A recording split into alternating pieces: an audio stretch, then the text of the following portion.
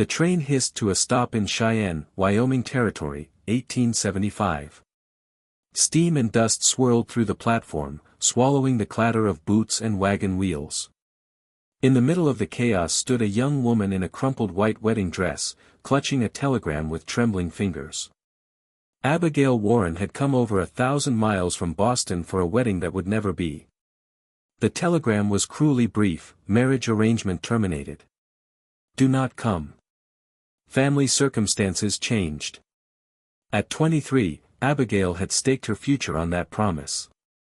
Now she stood alone at the end of the line with little money, no kin, and heartbreak written across her face. People hurried past, some glancing with pity, others with idle curiosity.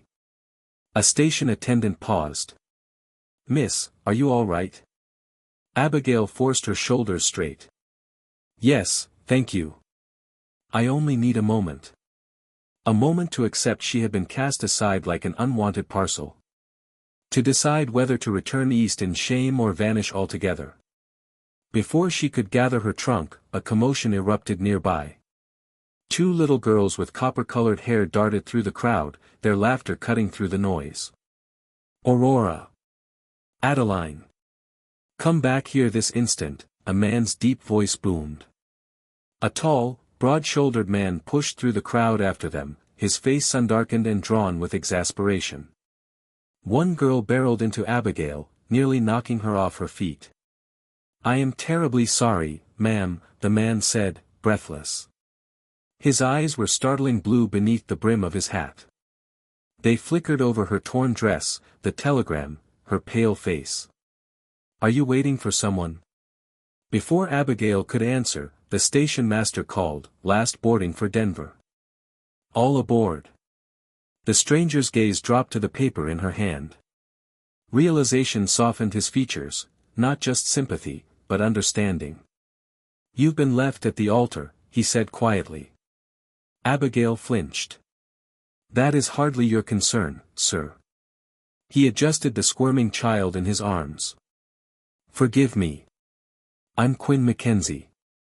These are my daughters, Aurora and Adeline." Abigail inclined her head, wary. "I run a cattle ranch about 20 miles out," he continued. His jaw worked as if debating his next words. Then, almost in a rush, he said, "Please come with me.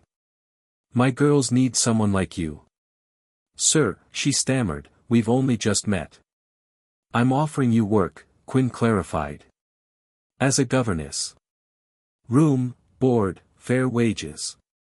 My wife passed 2 years ago, the girls need guidance, and he glanced at the twins, one already wriggling from his grasp and dashing toward the tracks. Quinn cursed and lunged after her. The other girl tried to follow, but Abigail caught her by the sash. "Young lady, it's dangerous to run near trains," she said firmly. The child blinked up at her, chastened. When Quinn returned, breathless, he gave a grim half-smile. "You see my predicament." Abigail did. Her choices were few. Return east in disgrace or take this strange offer and survive. "I have teaching experience," she heard herself say. Relief flickered in his eyes. "Then you'll come?" "For 2 weeks," she said carefully. "A trial." He nodded.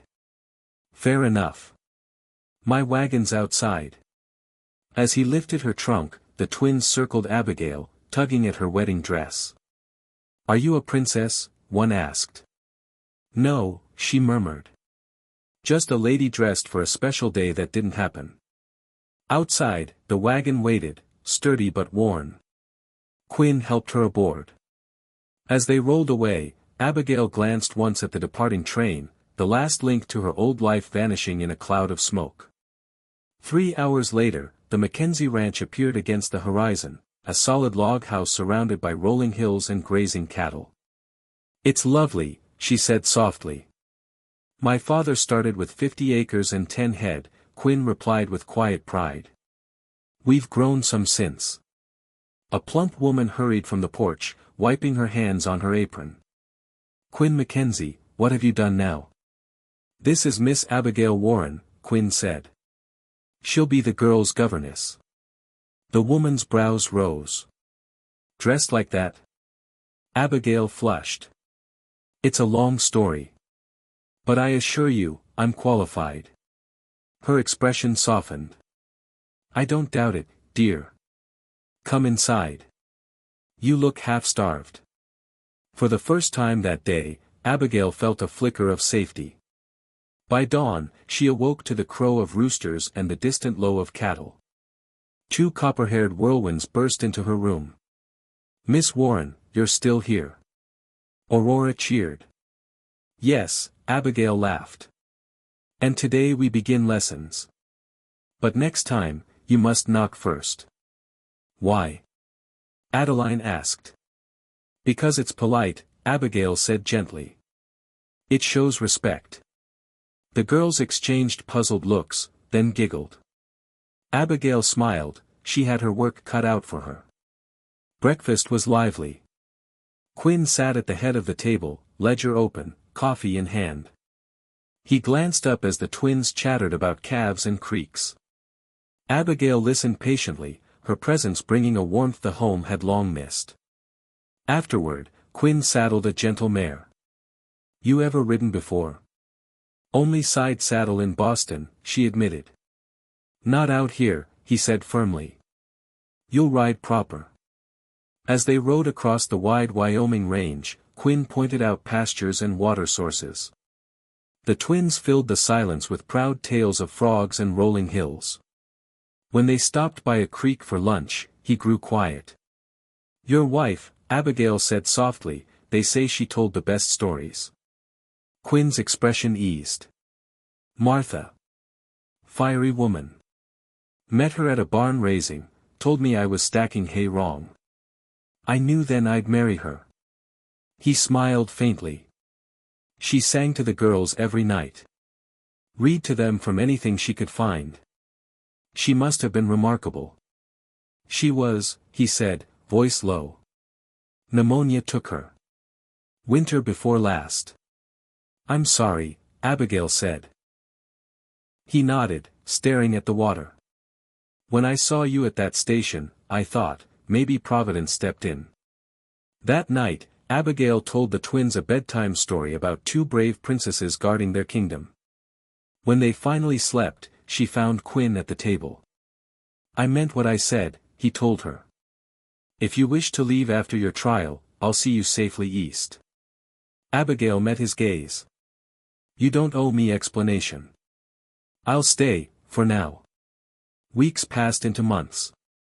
Lessons, chores, and laughter filled the ranch. Abigail found peace in the rhythm of hard work and open skies. Quinn treated her with respect, but the quiet between them deepened into something more. One warm evening, after the twins had fallen asleep, Quinn said quietly, Abigail, the girls adore you. And I find myself changed too. When Martha died, I thought that part of me died with her. But when you stepped off that train, something stirred. I didn't plan it, but I want you here, not as governess, but as wife and mother. Her breath caught. Quinn. He reached across the table, rough hand covering hers. Will you stay? Abigail thought of Boston, of cruel whispers, and of the life she had found here, laughter, purpose, belonging. Yes, she whispered. I will. Joy broke across his face as he pulled her close. The twins stirred awake.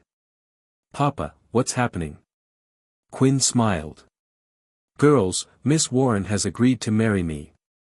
So she'll be our mama? Adeline gasped. If you'll have me, Abigail said, laughing through her tears. The wedding came that autumn under a sky of gold leaves. Neighbors cheered as the twins scattered wildflowers at their feet. Winters were hard, summers harsh, but love held the McKenzie ranch together. Abigail traded silk for calico and Boston grace for Wyoming grit, and never looked back. Years later, with the twins grown and a new baby in her arms, she watched Quinn ride home across the hills. The same peace filled her heart as on that first evening. Once, she had been a rejected bride. Now, she was wife, mother, and mistress of her own story, one that had begun with a desperate plea at a train station. "Please come with me.